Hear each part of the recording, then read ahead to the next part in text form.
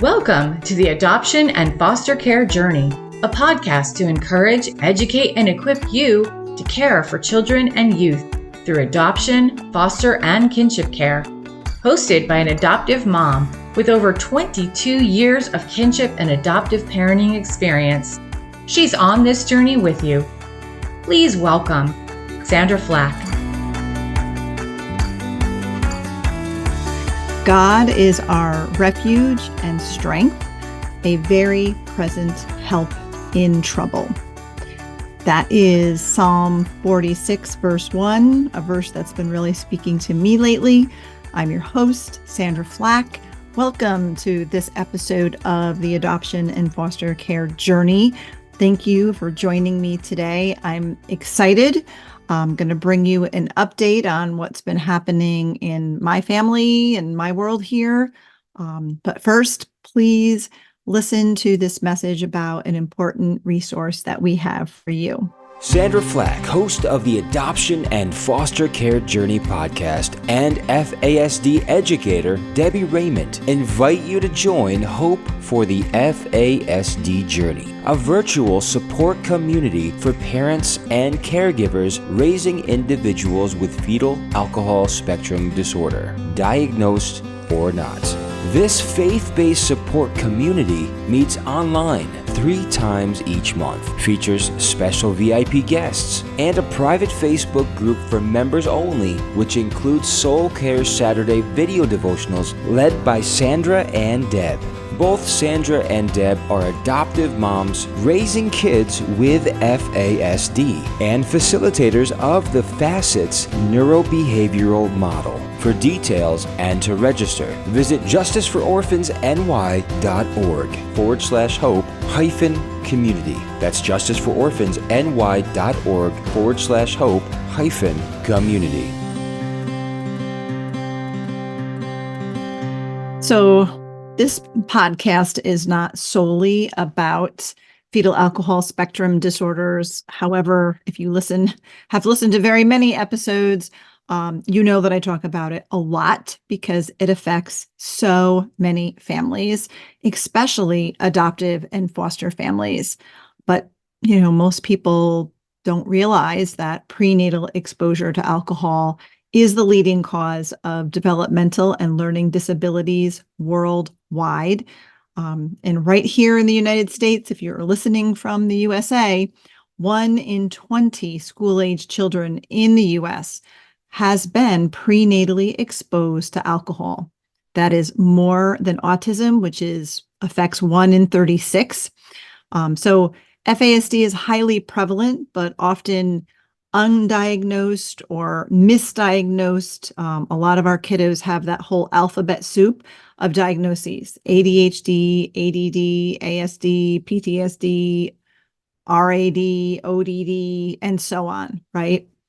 So many families are struggling. Our kids are struggling. And as a mom of a 19 and 21-year-olds adopted when they were little and diagnosed with fetal alcohol syndrome, I spent many years, we had a diagnosis and we still didn't know what to do way back then. We were handed a pamphlet about ADHD from the developmental pediatrician, and we had, no idea other than the dark and hopeless stuff I found on the internet at that time. So we became trauma informed, which really helped, did all the connected parenting strategies, which we still use many of them today. They work, but you reach a point where there's something else going on. There's something else we're missing. It's not always working. They become teenagers. Everything gets even harder. It's a difficult parenting journey. So that's why we've got resources now to help you.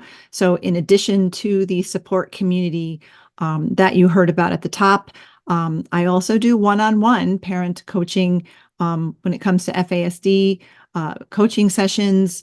I also do online and in-person workshops. I teach and speak and train all the time on FASD. So just wanting to help you and support you, and just even trying to figure out, what are the symptoms and could this be? And then if it is, where do I go? So I offer every month, I offer a free online intro to FASD workshop. And then I also offer a 3-hour session, which is a little bit longer to kind of unpack it even more. And then about once or twice a year, I offer a 6-week session. It's once a week for 6 weeks. So lots of opportunities for you to learn. We unpack prenatal exposure, the symptoms, how to take a brain-based approach to parenting. So it's not just learning about FASD, but what do you do as a parent or caregiver? So offer all of those things. So you can find our most recent schedule of trainings you can find on our website, where you can also sign up for the support group if you wish, or schedule a parent coaching session. Everything is at our website, justicefororphansny.org. Just click the training tab at the top of the page and you'll see the drop down. We'll have FASD and you can click there.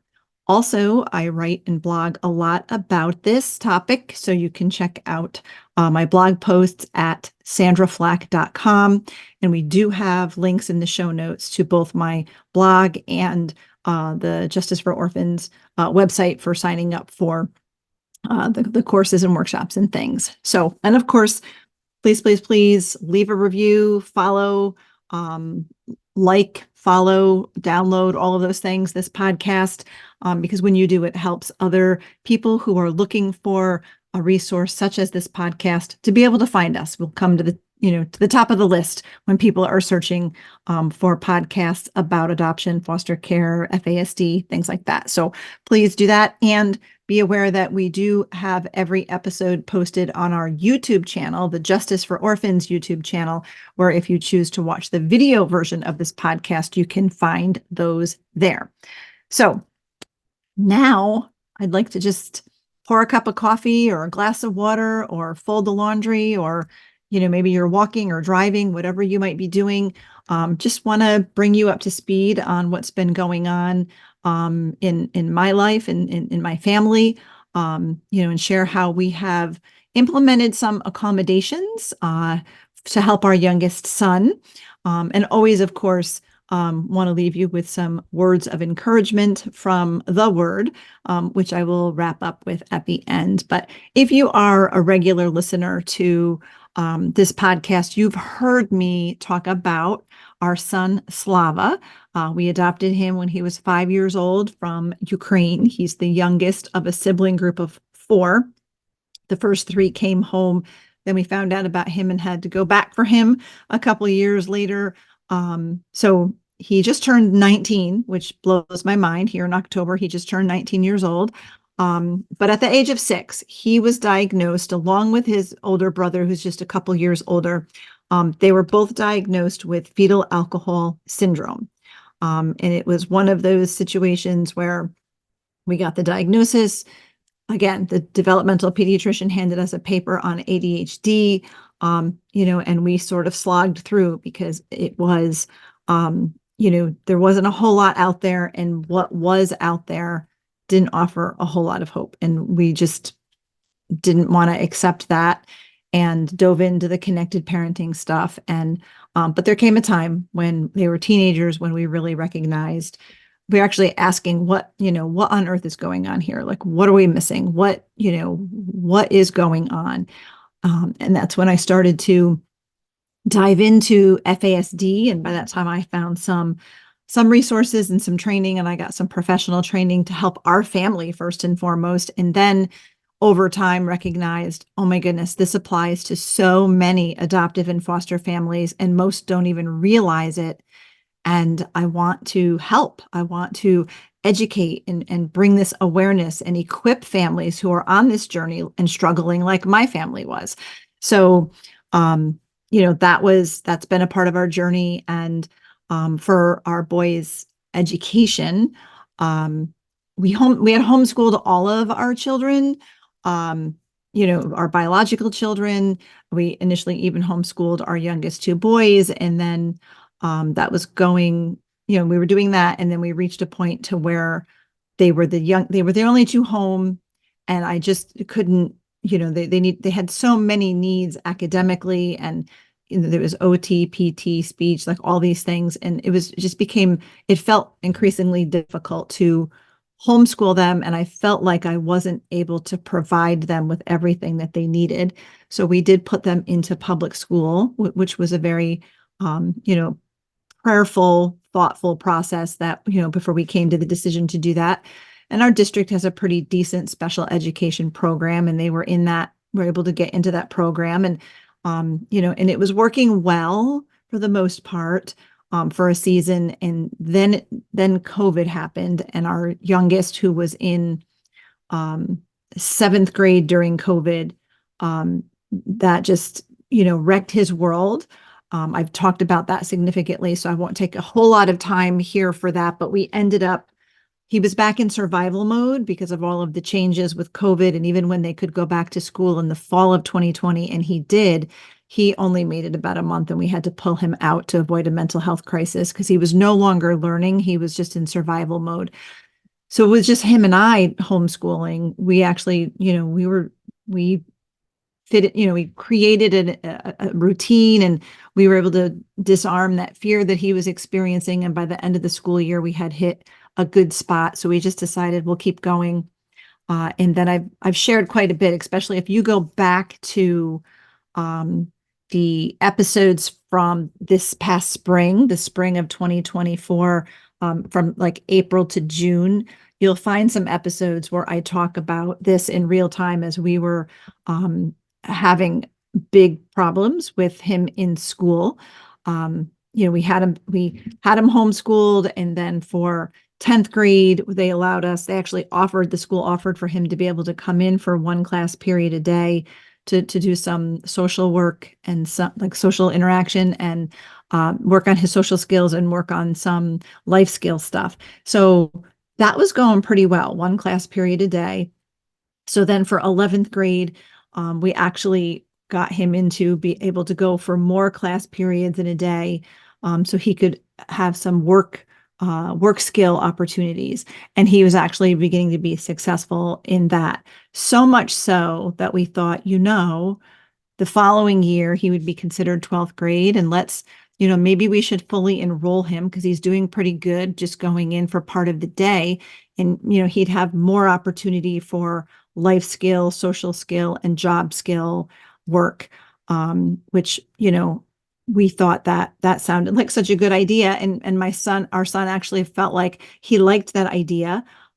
So we needed to fully enroll him before the end of the school year to make him eligible for a program that we were hoping to get him into, although we found out pretty quickly that they weren't going to consider him eligible for that program. But we did put him in school, fully enrolled, in April of 2024, this past April. And it was disastrous. It was every day getting a call from the school, every day. And in fact, it was even prior to, in the few weeks prior to putting him in full time, we were already starting to have some challenges. And it was not good for him. So we recognized that this isn't working. And meeting with his therapist, she recommended like let's look at when was the last time he was successful? The last time he was successful at school is when he was only there for a very short period of time and not a full day, and not even as long as we were working into him being there. So we pulled back. And just had him in there for a shorter time, for those last few weeks of school. But he ended the school year pretty much telling us he was never going back again. He didn't like it there. He didn't want to be there. And if we wanted to send him there, he would run away. It was just, he just had a lot of anxiety about it and completely stressed out about it. And it was such a negative experience for him. So we just said, okay, it's summer break started. Let's just take a break. Let's not even think about school. Let's just enjoy summer, heal from this experience, and we'll worry about September as we get closer to September. But I have to say, as we got closer to September, I didn't even want to think about, making this decision. It was just, I wasn't sure what we were going to do. And then in August, he got offered a job, which was a pretty miraculous thing. Again, if you're a regular listener, you know that our family has a camp up in the Adirondack Mountains here in upstate New York. It's a year-round place. My husband is an avid snowmobiler, fisherman, skier, hiker, camper, all of those things. And our family loves it up there. And we've always had a little place up there, but we have a little bit of a bigger place because now we have an even bigger family when all of our family comes. So it's a place where our son thrives. He thrives there because it's quiet and it's slower paced and it's nature. So it's ministers to him. It ministers to all of us, really. And he's most successful. Every success he's had socially, in every way, has been up in this environment. And not that home is terrible, but it's, home is faster paced. There's school, there's work, there's, all these things. And it's just a different environment. And he loves it up there and often says he doesn't want to come home. But up at our camp, about a mile, because we're literally in the middle of the woods, pretty much, about a mile down the road, there is this little restaurant that we have frequented over the years. We usually go at least once every time we go up. And our son has become somewhat of a celebrity there. Everybody knows him, loves him, talks to him. And just one day in August, late July, early August, we were there. And he was having a conversation with the lovely woman who owns this restaurant. And he, was having a conversation with her, like, are you going to give me a free meal? Which I was mortified when I heard him say that. And I said, no, she's not going to give you a free meal. If anything, you're going to have to wash dishes, right? That little joke that we sometimes say. And the owner of the restaurant said, I wish you would wash dishes. I really need a dishwasher. And my son said, pay me $15 an hour. And she said, I will. And he goes, I'll take the job. And I'm in the background. I'm in the back and I'm going, no, to mouthing it, not saying it out loud and giving the hairy eyeball to the owner of the restaurant, because I'm thinking she has no idea what she's getting herself in for. He's never had a job. I don't think he can do this job. Like, this is like just, but she actually called me a few days later and she said, look, I understand he has some kind of a disability. I've hired, young people before with autism. Just tell me what I need to know. Tell me what his symptoms are. Tell me what I need to know. And I'm willing to give him a shot if you think there's any chance he could do this. And I said, well, and I gave her the explanation about FASD and, about him and that, some of his challenges would be to be able to do the job. But really, in the end, we felt like, well, if you're willing to support him and give him some accommodations and understand that he might, you might need to repeat the steps a lot. He may forget. You might think he knows it today, and then he'll come in next week and be like, I've never seen this before. It's just how his brain works. But if you're willing to try it, I'm willing to see if this works. So, and in fact, initially the weekend he started, the very first weekend he started, I was out of town at a conference. And I said to my husband, you're going to have to go into the kitchen of this restaurant with him and like side by side work with him so he knows what to do. I was just like that convinced he would need all that support. And when they got in the kitchen, my husband was trying to show my son something. And my son said, you are not my boss. This lady is. So the lady said, her name is Beth. She told my husband, just go. I'll text you if I need you. It'll be fine. So for the first several weeks, every time he worked, and he works Friday and Saturday nights, I just kept waiting for my phone to ring or to get a text message like, come get this kid. This is not working out. And that call never came. In fact, one evening when I went in to pick him up, because he works 6 to 11 p.m., which is exhausting for him and for the parents, I went in and there is a bar in this restaurant, and the bartender was there, and I said, "Oh, I'm here. I'm here to pick up that kid." He goes, "Oh, you mean the young man that brings puts a smile on all of our faces," is what he said, and I was like, "Yeah, that kid."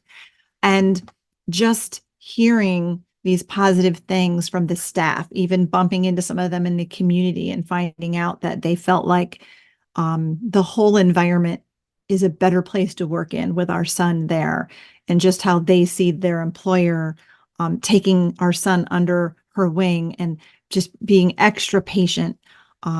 So it's just been this great experience for him. The employer even called me one day and said, okay, tell me how I can support him in, there was some steps he was forgetting, which is not surprising. And I said, well, if you tell me what the steps are, I'll type them up and laminate them. And maybe if you post them where he works, he can review the steps. And so she's like, oh, I can do that. And she even said, what's his favorite color? So she actually printed out these things. She typed them up and emailed them to me for my approval to make sure that they were something he would understand or not too many words and that kind of thing. And then she printed them out in his favorite color and laminated them and posted them all around. And she even had posted way to go, Slava, different encouraging things. And guys, he's just been thriving in this environment. Not perfect. In fact, the one day, just a couple of weeks ago, we were in there for dinner while he was working, and she came out and she said, so I gave him 10 singles, $10 in singles. And I told him every time he forgot a step, he's got to pay me $1. And whatever he has left at the end of the night, he can keep. So it was more than halfway through the night. And she's like, so far I have $2 back. So he's got 8, not too bad. So she was just trying to, find ways, but she's willing to work with him. So he was experiencing such great success there that we were even seeing a spring in his step. We were seeing improvement in lots of other places, including his self-esteem and him even remembering things at home that he would normally forget or need help with. So we just saw a lot of growth in a short period of time with him having this job and with lots of support, being able to be successful to the point to where we just were dreading the thought of going back to school and taking this wonderful job opportunity away from him and putting him back in an environment where he wasn't successful and he wasn't happy, and he wasn't thriving. So we actually started to realize we needed to make a decision about the school year, and decided that we would ask the employer if this was a job that he would be able to keep year round, or if she really just wanted him for the summer and she'd had enough, so to speak. So she said, oh no, I would love to keep him if we can keep him, if he's able to keep coming. So, through much prayer and conversation with my husband and I and our son, and then the school, we created a school year for him because he's considered a senior this year, even though because of his disability, he could stay in school in that special education program until he's 22. Somebody last year had the wonderful idea of telling him that this year would be his senior year. So we had all we could do to get him to finish last year. He did not want to go back this year. There was no way he was going to stay until he was 22. So we've worked out this school schedule where he goes into school Tuesday, Wednesday, Thursday for 2 class periods a day, where they focus on life skills, some social skills, some job skills, and he gets his speech therapy while he's there. He also goes to music therapy now on Thursday afternoons, and Friday morning we head to camp. He works Friday and Saturday night. Sometimes they have him come back in on Sunday night, and then we come home on Mondays, so he can be back in school on Tuesday, Wednesday, Thursday. It is a crazy schedule for us parents, although I have to say we prefer the job being up at our camp because it allows us, and my husband's now retired, it allows us to be able to go up there, where if the job was down home, we wouldn't be able to. And because this is an environment where our son thrives, it's like a win-win-win for everybody. And he's been back in school now, in this unique schedule. Oh, I also homeschool him. On those Tuesday, Wednesday, Thursday mornings, we just do math and reading. So we have not had a single call from the school with this new schedule, and with him being in school 2 class periods a day. It's the perfect fit for him. And that's because people with disabilities need accommodations to be successful. Think about a disability that you can see that someone has, a physical disability like a spinal cord injury, where you see that they have a disability. They have accommodations in order to be successful, right? The environment is modified for them. The wheelchair is an accommodation.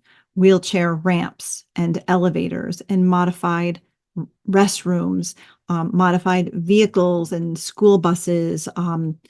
The whole environment is modified to allow this person to be able to navigate the community and be successful, right?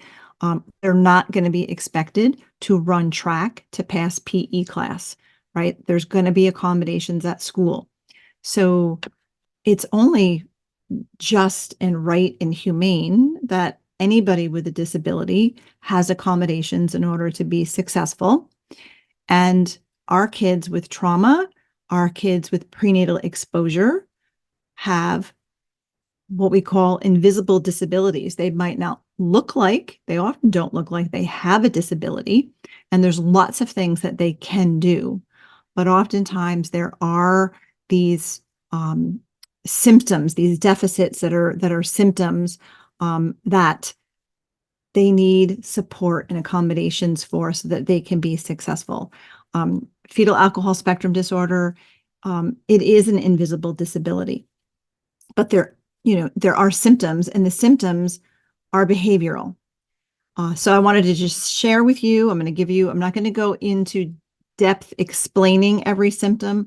I've written blog posts about these.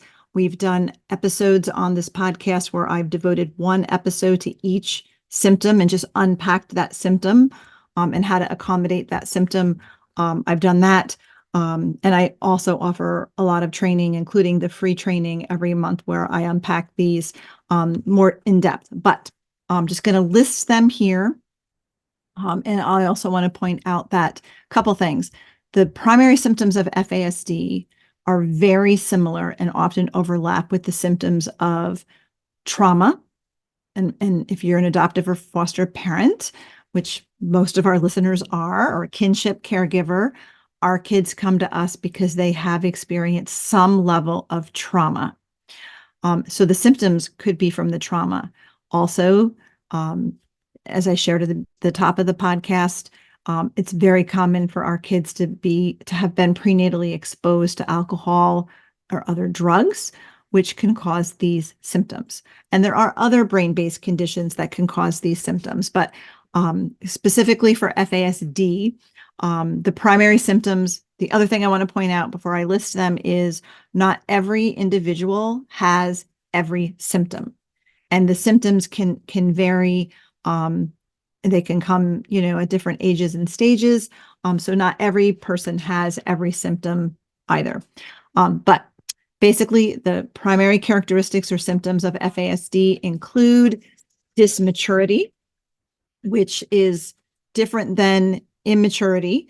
It is when the individual is cognitively, developmentally younger than their birthday age. Sensory processing challenges, nutrition problems, language and communication challenges, slow processing pace, learning and memory problems, difficulty with abstract concepts, abstract thinking, such as time, money, and executive function deficits. Executive function is, we call it the boss of the brain. It occurs in the prefrontal cortex, the front of the brain, and that's the part of the brain that actually is developed last. The brain is formed from bottom to top, and as there's prenatal exposure, it affects the neurons. It affects how the brain is being formed, and as it's formed from bottom to top, the wiring, is it's off from the bottom. So by the time you get to the top, there's big problems there. So executive function is actually in charge of controlling your impulses, planning, organizing, goal setting, self-regulation, attention and focus, and short-term memory. So people with FASD have a difficult time with all of those things. Now, my son that we're talking about today, he exhibits mostly all of these symptoms. And they all can make school, attending public school, very challenging, especially the dysmaturity piece, because he doesn't really fit in with neurotypical peers. So kids his age that don't have a brain difference, he really does not fit in well with. And even kids who do have a disability, he doesn't always, mesh with very well either. He's much younger in a lot of ways. Sensory processing challenges. He does not do well with loud noises. In fact, as we were discussing, going back to school this year at the end of August, and he was very opposed to the idea. And I said, well, what is it that you don't like about school? Like, tell me what makes it hard for you. And he was very matter of fact. He said, there's too many people, it's too loud, and there's fire drills. And he's right. There are too many people, which is very overwhelming. And especially if you have sensory challenges, it is too much talking, too loud, too much talking. If you have slower processing pace, that's very draining and frustrating. And the fire drills are a constant source of anxiety for him, even though they tell him ahead of time when there's going to be a fire drill, because it's that sudden loud noise of the alarm, and then the need for the immediate transition. You have to stop immediately what you're doing and file out. And that transition is very difficult for people with FASD and trauma. So transitions are hard. So, all of these things, the dysmaturity, the processing pace, the sensory processing, executive function challenges, language and communication challenges, and memory, problems with short-term memory. These things make it very difficult for him to be in a public school setting every day, all day long, right? So for me to understand the symptoms of FASD helps me to understand my son and how his brain works. And it explains that many of his behaviors are actually symptoms of FASD or trauma, right? If we don't understand that trauma and prenatal exposure impacts brain development, it literally affects the structure and function of the brain. If we don't understand that, then we assume that the behaviors that our kids are demonstrating, right, are on purpose, willful disobedience. They might look like, especially older kids, they're lazy, they're a bad kid, right? We want to discipline, we want to correct this behavior, we want to issue a consequence to fix, air quotes, fix the behavior or fix the kid. But really, all of those approaches end up failing because our kids don't learn that way. It actually, consequences, when we issue a consequence or a punishment to try to change behavior, it often backfires and makes the behavior worse, which I talked about this in an episode last spring where my son was swearing, common in kids with FASD. But what was happening was he was so overwhelmed and frustrated that that's how he was communicating, that he was frustrated. But then school wanted to assign a consequence and maybe put him in school suspension.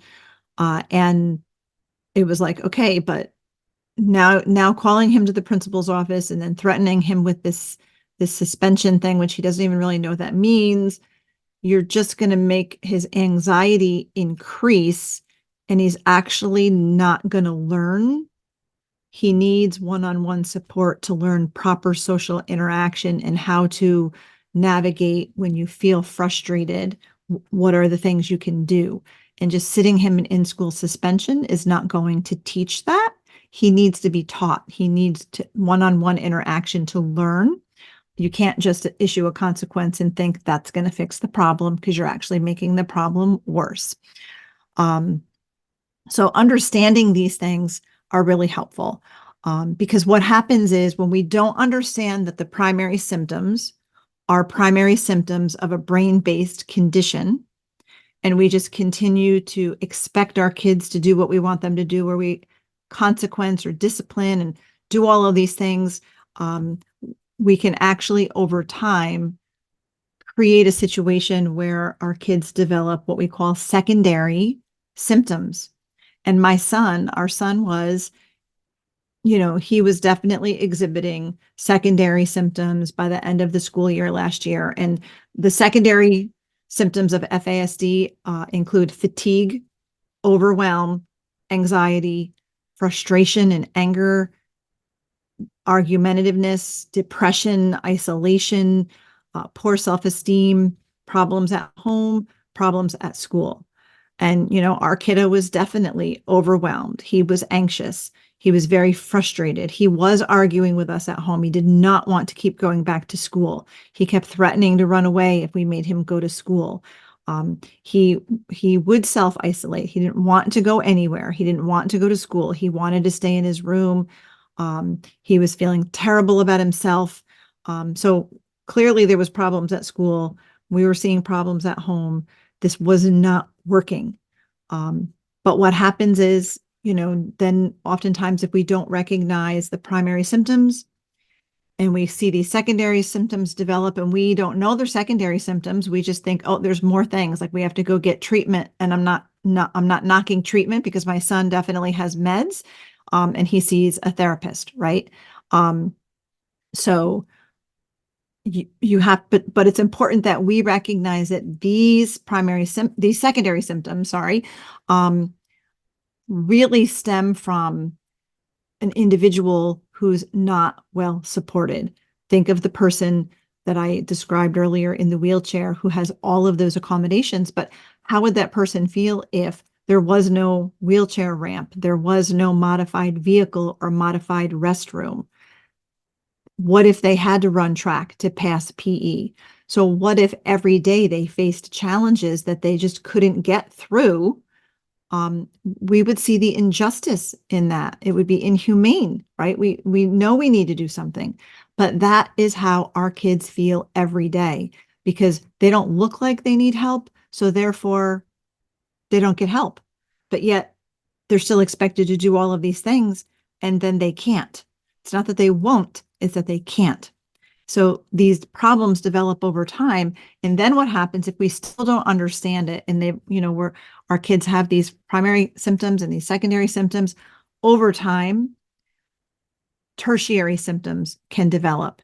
And these tertiary symptoms are actually what back in the early days for us, when my kids first got diagnosed and I went online to figure out, okay, what is fetal alcohol syndrome? These tertiary symptoms were the outcomes that were listed, was like, this is what we have to look forward to: alcohol and drug use or addiction addiction, criminal involvement, legal system trouble, social services involvement, homelessness, and suicide.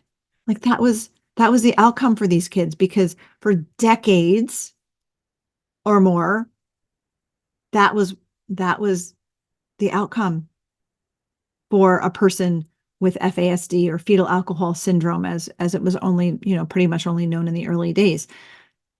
But it doesn't have to lead to this hopeless scenario. It doesn't have to go there, because if we can back up and recognize that these primary symptoms are in play, and if we support the individual and provide some accommodations, we can avoid these tertiary symptoms and even these secondary symptoms. Even if they're already present, we can decrease them, we can avoid them, and things can improve. But we have to be ourselves as parents and caregivers. we have to be educated and understand FASD and how the brain works, so that we can better support our kids. Last spring, we were seeing that fatigue and overwhelm and anxiety and frustration and poor self-esteem, which were causing problems at school, right? That was what was going on. So we recognized we needed to do something. We needed to provide some accommodation. So early on, at the end of the school year, we knew, let's pull back to where, let's pull him out of this environment so he's not in it for so many hours in a day. Let's shorten the time. And then again, by the end of this summer, when this job, which I believe is really an answer to prayer, because we didn't go looking for it. It just, happened, it seemed. It's been just such a huge blessing for our son and for our family that we recognized we need to make a way for him to be able to keep this job. We want him to have that closure of finishing school. We know he's not going to stay now till he's 22, but let's have him have that good feeling of finishing. So by us doing a little homeschooling and by him going into school for a couple hours, 3 days a week, we have this well-rounded, hybrid model of school that we're providing that will help him finish the school year, graduate, keep this job, and be able to continue on this journey of learning and growing. And we don't know where it's going to go with the job, but he's already kind of, in addition to washing dishes, he's starting to learn some food prep. His boss told me, she said, I wasn't sure, but he seemed to really be, interested in how things work, and like, the gauges on the stove, what does that have to read? Like, he's very interested in things like that. So she said he seems to be interested in things have to be precise. So she started having him weigh out portions of certain foods that they prepare, and then making burgers and things like that. So he's even starting to learn some things, more things in his job. So it's so important to understand, because now we're in a much better place. He needs lots of support. He couldn't work at this restaurant if he didn't have accommodations, if his boss didn't understand that he needed accommodations. We also provide accommodations at home, because we understand that after working 2 nights in a row, 6 to 11 p.m., he is exhausted and needs extra sleep. And there's been some mornings where he just can't get up for church. And there's been a couple of times where we don't wake him up. And it's okay, because we know his brain needs the extra sleep. Or if he is up on Sunday, he sleeps in till about 1 o'clock on Monday. And we don't have to be home until Monday night. But again, understanding his brain has to work so much harder than everybody else's brain just to do these basic things. And he's working 2 nights, he's working late, he comes home and he doesn't go immediately to sleep. Who can after work, right? If you've ever worked a night shift, you need a little decompression time. He takes a shower, he eventually goes to sleep, but he needs more sleep. He needs to be able to sleep in. So that's another accommodation that we've been able to provide. But it's so important that we know and understand the primary symptoms of FASD. And again, they're very similar to the primary symptoms of trauma. When we understand them, we can search for some accommodations that will help create a better fit in the environment for our kids, right? So how do we do that? So first and foremost, always ask yourself, what does my child's brain have to do with this behavior? If you're seeing a behavior and you're like, what are we going to do about this, right? Could it be a brain? Could it be how the child's brain works? And I listed some things, some challenges we've had with our son in school, right? So what's going on? Could his brain or her brain have anything to do with it? And then being curious and always thinking, my child's brain works differently because of trauma, because of prenatal exposure, right? Their brain works differently. Could that have something to do with this? And then think about these things, right? always take into consideration their developmental level of functioning.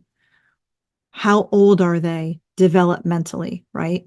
If you have a 12-year-old, but in most ways they seem more like a 6-year-old, or if you have a 5-year-old and they're more like, maybe they're not ready for kindergarten, they're more like a 2-year-old, or maybe like me, you have a 19-year-old who in a lot of ways is like a 10-year-old or a 12-year-old, right? Wherever they are, wherever you can best guess that they are developmentally, that's where we need to set our expectations. Okay. Always take into consideration their developmental level of functioning.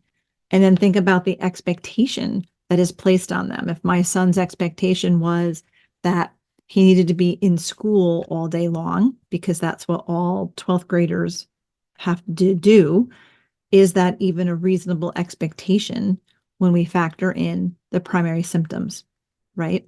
What are my child's primary symptoms? And is that expectation reasonable considering the brain difference, right? And if it's not reasonable, or if it could be reasonable if they had some support, what accommodations could be provided so that our kiddo can be successful? For my son, again, we knew crowded, loud environments where there are a lot of people talking make him overwhelmed. He has sensory, he would have sensory overload. His slower processing pace would be challenging. His senses would be overwhelmed. Sensory processing would be overwhelmed, and his executive function would be tapped out. And then of course the dysmaturity makes it difficult for him to navigate socially in school. So our kiddo actually does better around adults, older adults. And that's why he does so well, I believe, at his job, because there's just a handful of older adults. Also does better, learns better with one-on-one support. So understanding all of that, right? Being in public school all day long, not an appropriate expectation for our son. He could not actually learn. His brain was on, overload, overwhelmed, and was at times falling back into survival mode at school. So there wasn't learning really happening. And right, that's what the whole point of school is. So we recognized if we wanted him to learn, we have to provide an environment that will allow his brain to feel safe enough and supported enough to learn. So this dishwashing job was providing job skills and life skills. He was beginning to feel really good about himself. We noticed, like I said at the top, a spring in his step, and improvement in other areas. He was remembering things that he always would have to be reminded about before. He was showing some initiative here and there. I mean, we're not talking perfection. We're just talking noticeable improvements here and there, right? And we did not want to take that away from him and stuff him back. We didn't want to take away this job environment where he was being so successful and put him back into school all day where he wasn't being successful just because, well, you're a senior this year, everybody has to go to school and graduate, right? No, that's not necessarily how it has to play out, right? So we modified the environment. We modified what school looks like for him. And again, he goes in 3 days a week for 2 periods a day. He gets some, social work, social skills, speech, life skills, gets the basic math and reading in at home with us, goes to music therapy once a week, and gets to keep his dishwashing job where he is experiencing great success. So we're 2 months in to the school year as I am sharing this with you. We have a much happier son, and we haven't gotten a single call from school. And he's doing well in this well-supported job. Every child is different. You know your child best. So what are their symptoms? If you are suspecting that there could have been prenatal exposure, it's of vital importance that you learn about the effects of prenatal exposure, and understand the symptoms. And maybe you don't know for sure if there was prenatal exposure, but you do know that there's trauma. All of the connected parenting stuff I highly recommend, the connected child book, the connected parent book, all of those things are extremely important for every parent, every adoptive, foster, and even kinship caregiver to read and to understand. But at the same time, a basic understanding of fetal alcohol spectrum disorders, because there's such a vast majority of children in child welfare have been prenatally exposed, but not diagnosed. So every parent and caregiver should at least have that, take the free once a month training that I offer. You just take it one time, but I offer it once a month, so you can always fit it in at some point. It's free. It's 60 minutes to 90 minutes, depending on, I stay on if there's Q&A. We always do Q&A, so I always stay on longer. But I unpack all of these symptoms in depth, and then begin to teach about how to accommodate and how to figure out accommodations. So it's so important to know, because it can be life-changing for you and for your kiddo. That's how it's been for our family, because this is not about fixing the kid. It's about changing the environment so the kid can be successful. In the right environment, with the right accommodations, our kids can and will thrive. But it starts with us, because we need to know, we need to be educated. And then once we've learned, we can learn how to apply those accommodations and support our kids. And things can vastly change and improve. We've been on this road with this one son for 13 years. He came home when he was 5, diagnosed at 6. I guess 14 years is what we should say now, if I'm doing the math right. And we keep learning all the time, and just trying all of the things. But where we are at now is a vast improvement where we used to be with him. And I have to say, guys, 6 months ago, 5 months ago, I wouldn't have even imagined, especially with how we ended the school year in June, I would not have imagined that here we are, 6 months later, in a much better place. And he's got a job that he's actually been able to do and keep. This is a kid who probably will never live independently. He will always need some kinds of supports. We don't know if he'll ever be able to actually drive a motor vehicle on the road. But I never imagined he'd be able to have a job like this, and be successful. So a lot of prayers answered, but also learning and educating, and then applying what we're learning and understanding how the brain works, and being able to accommodate and support our kiddos is key to them thriving, and us too, as parents and as families.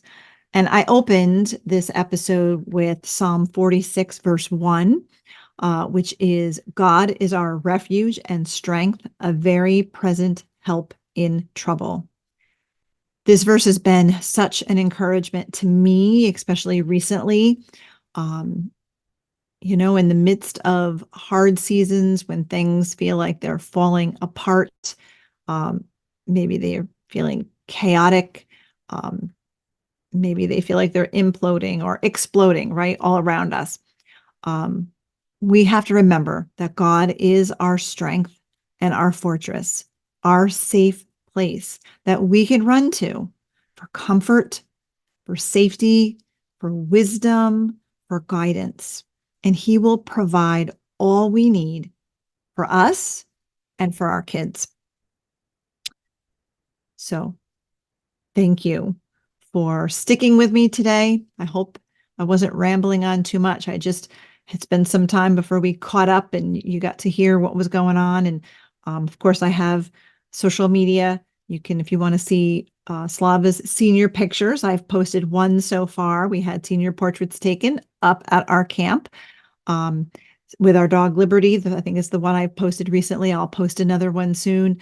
But this is just an opportunity I wanted to share with you, to update you. I'm so grateful that you tune in and that you listen to this podcast. I hope you were encouraged by this message. If you were encouraged, if you have questions and you want to contact me, you can certainly email me. You can email me directly. My email address is my name, Sandra Flach, at justicefororphansny.org. Link in the show notes. And again, if you're interested in the one-on-one parent coaching, the support group, any of the FASD workshops, if you want me to come and speak or teach and train or do a breakout session at an event or for your group at your church, I'm always available to schedule because I do travel. And you can learn more and contact me at our website, justicefororphansny.org. And there's always all of those notes and links in the show notes. Be sure to check us out on social media. Justice for Orphans has both a Facebook page and an Instagram page, and you can find me, Sandra Flach, on both platforms as well. So again, I am grateful that you spent your valuable time with me today, and I'm thrilled to have you along for the journey. Thank you for listening to this episode of the Adoption and Foster Care Journey podcast, brought to you by Justice for Orphans. We hope you were encouraged today. Please be sure to subscribe to this podcast and leave a review, and share it with your fellow foster and adoptive parent friends so they can be encouraged too. Be sure to find and follow us on Facebook and Instagram at Justice for Orphans, and check out our website for vital resources at justicefororphansny.org.